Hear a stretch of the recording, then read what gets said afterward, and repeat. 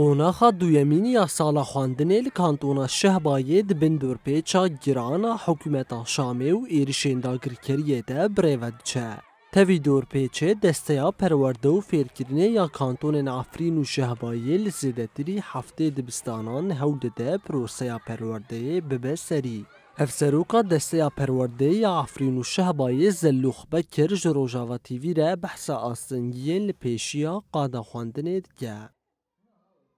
ام به درفت بإمكانات ذاتي ام برتوك يعني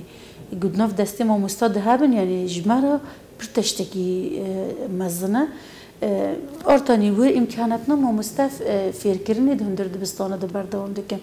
لكلاك ودمي أنبار جو جرانتر دبي پر مجارن قطبون سود ثمانية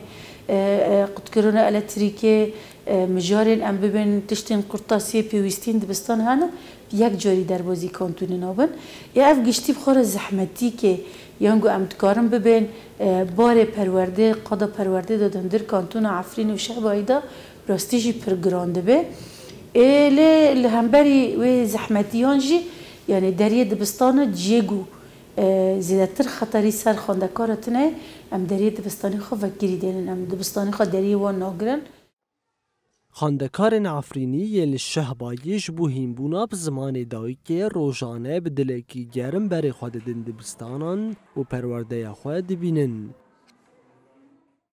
û em dixwazin fêrî zimanê Kurdî bin û em pir bi serkeftî bin. Ez dixwazim bibim bijîşk ji bo ez nexweşan derman bikim. Xwandinê me zûr baş e, mamosteyê me jî rindin. ام جو مامۆستای خۆ پڕ حەز دەکەن مامۆستای ما فێری ما زمانی کوردی دەکەن ام ji zimanê xwe pir hez dikin em dixwazin fêrî zimanê xwe ya Kurdî bibin mamosteyê niha pir rindin zarokan fêrî xwandinê dikin